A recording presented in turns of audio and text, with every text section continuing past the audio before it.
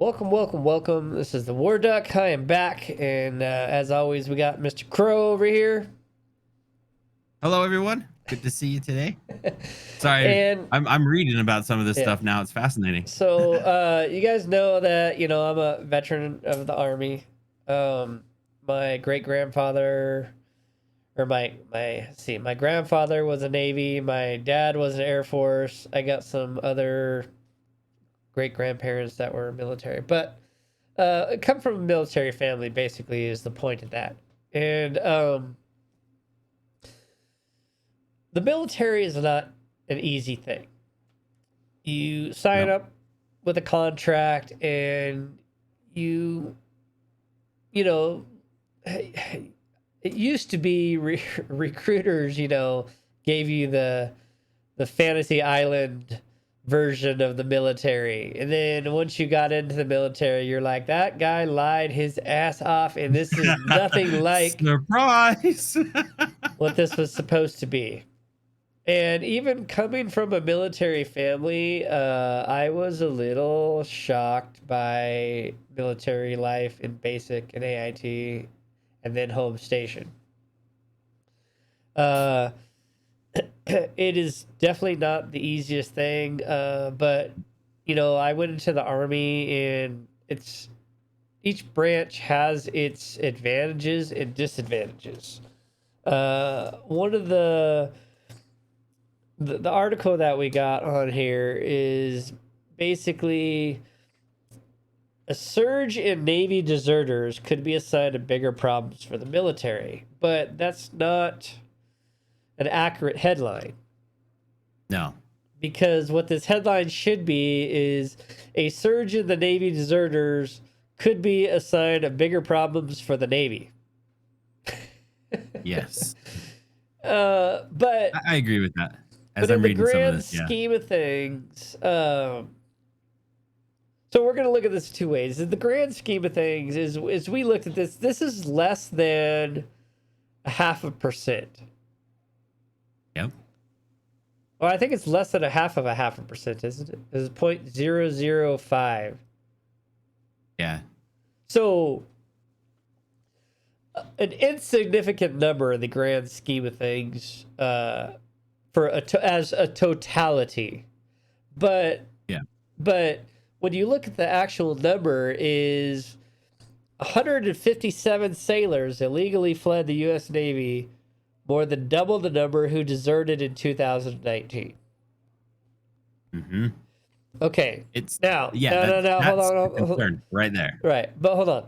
So the way that they portray this is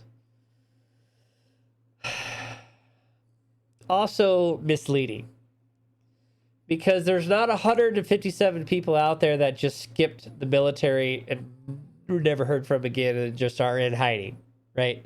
That's not the case. That's not how it works. But yeah. 149 of these people eventually returned to their units. Okay.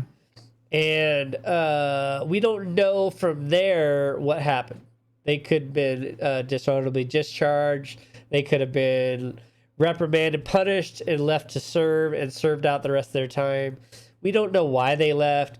But here's the reality of the military, right? Is you join up, you're under contract. You join the Navy, you're on a ship, a lot of times at sea for 6 months at a time. And Yeah. it's not like I was in the Army when it was 5 o'clock, we could go off base and go do whatever. When you're out on a ship, it ain't like that. You're stuck out on a ship. Yeah. What if you learned, okay, so you're in the Navy, you get out there, you get on ship, and oh shit, I get seasick. So for the next 6 months, I just have to be seasick? Hey, I need to get out. Yeah, sorry, you're on contract. You ain't getting out. Right? You signed up for 4 years. Yeah. So, or here's the other thing. Hey, my girlfriend's deathly ill. Okay, well, it's not a family member. Sorry. Nothing we can do about it. Or you're out on a actual military mission and not training. And I'm sorry your mom's dying. It's just too bad. Yeah. You know, like there's a lot of aspects about military life that people just don't get. And I understand the will of these 157 people deciding that life is not for them. I understand it. I get it. Trust me, I get it. There was lots of moments in my first 2 years of the military. I'm like, why the fuck am I here? What am I doing? Right? Why am I sitting in this hole in 2 feet of water, freezing my ass off, having somebody yell at me about something, right? Like, that's just, it's not that there's some aspects that are just not fun. So, like, I understand the will of these 157 people deciding, hey, this just isn't for me. But the reality of being in the military is, like this JAG lawyer officer says, JAG is the legal division of the military, by the way. Okay. Leaving the military early is almost impossible. Almost impossible. And so if you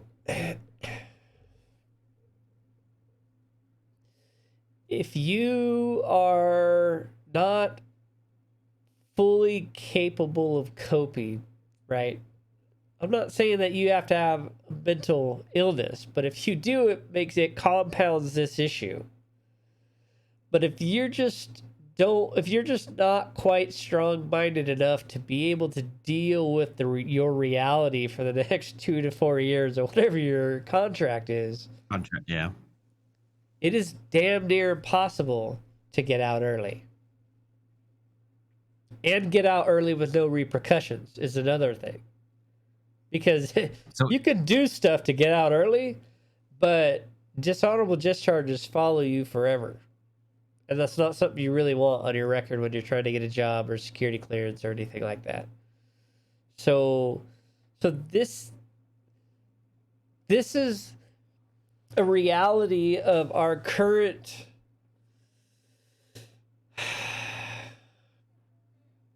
how do I say this? How do you say this without getting, well, in trouble with the... So after World War II, after World War II, which is known as the Greatest Generation. Yep. I'm just gonna say it because I don't know how else to like bring it around the bush about it. Like, United States became a bunch of pussies. That's the god honest truth, right? Is especially when it comes to the military. Like, you can't yell at soldiers, and you can't you can't get in their face and yell at them because they might get their feelings hurt. Or it's like, what are you talking about? You're trying to prepare these people for war or mentally challenging aspects of the reality of combat, and you can't yell at them? Like, what? Because it's gonna hurt your feelings. Right. Like, but this is what you get right here. This is what you get. You get weak-minded individuals or individuals that should have been weeded out in basic training, make it through, end up at home station, and cause problems like this. Or worse, they decide to hurt other people or do something, which is also happening. Yeah. But I don't know. Yeah. I don't know anything about the Navy basic training, but I guarantee you it's not as hard as the Marine basic training, and it's not as hard as the Navy basic, the Army basic training. That's just going to be a simple fact. Now, here's the thing about this. It says other branches of the military didn't see an increase in the past 3 years. Desertions from the Army dropped by 47%. Yeah, that's what I was gonna bring up exactly with what you're saying there. Is you're saying that the training's probably not as bad, but And I don't know, the number that but dropped from 47 is 174. That's still more than the Navy, uh-huh. right? But Yeah. look at the Marines. 59, Yeah, the Marines and it 59 to dropped to 31. 31. Now, in the grand scheme of the size of the organizations, these numbers make sense, right? Because Yeah. the Army has way more people than the Marines, and the Marines have way less people than the Navy. So it makes sense. But if you look at it another way, is 31 people deserted from the Marines. Why? Because when you're recruited for the Marines, they don't just take any Joe Schmo that can't hack it. They already know that. And the fact that if you made it through Marine basic training, then you're Let's just be honest, probably you're a not badass. some weak-minded moron, you know? Now, Yeah. if you put those two things together, the size of the organization and the Yeah. difficulty of the training, right, it makes sense. And I think you're right too. It's probably some of onboarding too. It's the recruitment too. Like there's probably steps that are taken a little bit more prior, especially, for the Marines. Well, and compared. you notice there's no Air Force numbers in here. Yeah, there's Because no Air Force. I was because interesting. there's probably close to zero deserters from the Air Force. Well, in the Coast Guard, they said that's also mentioned in here that they Right. didn't record a single deserter. Right, but But the yeah, thing you're right. is the Coast Guard, like everybody's, That's it's the Coast different. Guard. Hey, the Coast Guard is no joke. They don't mess Oh, yeah. around. Like the Coast Guard They're is trained no for joke. everything. Yeah, they do. All And sorts. like I don't know, people look down on the Coast Guard or think it's not part of the services, but hey, go check out some of their training. That shit is no joke. Yeah. They don't mess around with that. And I think these two things is the Coast Guard is something that you have to want to do, Oh yeah. right? And because it's no joke, not only do you have to want to do it, but you have to be willing to sacrifice to get through whatever it is that they're requiring of you. And the other part, the Air Force is super highly selective. They don't just take people. If you have ever been in trouble, and last I knew, if you had ever even experimented with drugs, they just won't take you. Interesting. So Okay. unless you're like Mr. or Mrs. Goody Two Shoes in high school and you never did anything, you never got in trouble, and you just got good grades, Air Force isn't taking you. Mm. And then again, Air Force has to be something that you want to do, right? You're one of those goody two shoes that wants to go into the military, but the Army, the Marines, and the Navy, and the Coast Guard aren't for you, Yeah. right? You want to do something that relates to civilian life, and you want to get civilian training or military training doing it. Because let's be honest, if you're in the Air Force, the only combat people are the parajumpers that rescue missions and the pilots. Everybody else is in support. So if you think about that, you have all the vehicle maintenance, aircraft maintenance, training, and then keeping a city running for those people. That's true. I didn't think about that. Where all the other militaries are more combat oriented. Yeah. So That's interesting. I learned a lot in this one. So And like for that's- example, my dad was an air conditioning repairman, HVAC repairman in the military, in the Air Force. That's where he got his training, and that's what he did for years and years. Right? Where can you get training like that they'll pay you to train when you don't really have an education? Yeah. Go into the Air Force and you can learn a civilian job on the military dime. By the time you get out, you're certified to do whatever anybody's A going whole to do. lot. Yeah. Able to, yeah. But that's the difference is, And it comes with a honor badge too, if you ask me. Well, military service, and if you were ever deployed, then you get some other benefits, GI Bill, other stuff for there's lots of benefits of going into the military, but you have to figure out the one that's right for you, and that's kind of what this whole thing is. Yes, the Navy can sound great, like, hey, I'm Yeah. gonna float around in the ocean, and we're gonna You're gonna stop by see Hawaii all the time, and we're gonna Yeah, you're gonna see you these know exotic yeah, places. you're gonna do all these exotic places, but you're stuck on a flipping ship with a And whole bunch of those people. ships, And here's the they're thing: is they're this like it's not like in a big city you don't get along with somebody, you can just get away from it. yeah. If you're on a ship and you don't get along with somebody, you're probably gonna see that person every single day. Yeah. And for me, the big thing too on the ships is I'm too big of a man. And I've got claustrophobia, I guess. I didn't realize that until I went I think it was about 2 years ago. I took my son and my family to we went and looked at the Midway down in San Diego. We looked at the Midway ship. Those bunk beds are small. The the hallways are very narrow. Like it's not comfortable.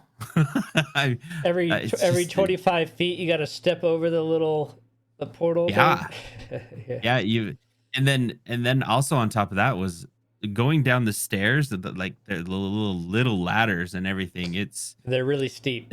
They're everywhere and they are steep, and you can see things happening. But I mean, it was definitely eye opening for me, and to stay on one of those for 3 months at a time, that's tough. Yeah, It'd be tough. my brother was on the Kitty Hawk, the USS Kitty Hawk carrier in the Constellation. Okay. So we went toured, and I saw his bunk, and I kind of laughed because literally your space is like what? It's like six and a half feet by like 3 feet. And then you can And that's lift your bed. you can lift your little mattress up, and then you can put some of your stuff down below, and then Uh-huh. that's it. That's your space. That's it. Yeah, and I think they had a locker for like their shoes and to their and you have to keep everything in good shape too. Yeah. It just so yeah, you had like a little tiny hanging lock. Yeah, it's tough. It's tough. And they're little bitty showers and Oh like, yeah, dude, like no, I just not the glamorous. It's not a cruise ship. It's it is not a cruise ship. and the further down we got in the Midway, like we went to the engine room and all that, and they explained to you, oh, here's the water, the top of the water is above you by X amount of feet, and you're actually underwater now, and it just imagining what it would be like in the engine room with the engines running and how hot those things get and no fresh air basically coming around. It just yeah, it doesn't that does not appeal to me, but people who can do it, that is amazing.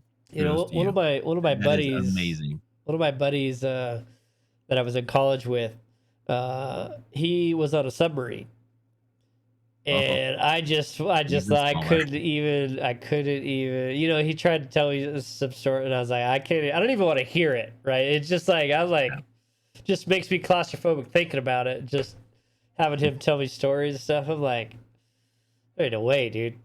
There ain't no way I could do that. That's No, you no. want to talk about you better get along with everybody? Be on a submarine. Oh yeah. Oh God, dude.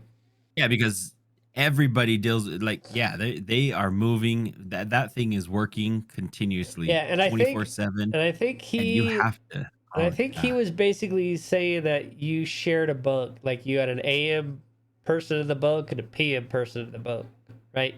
Oh really? Yeah. I could believe that. So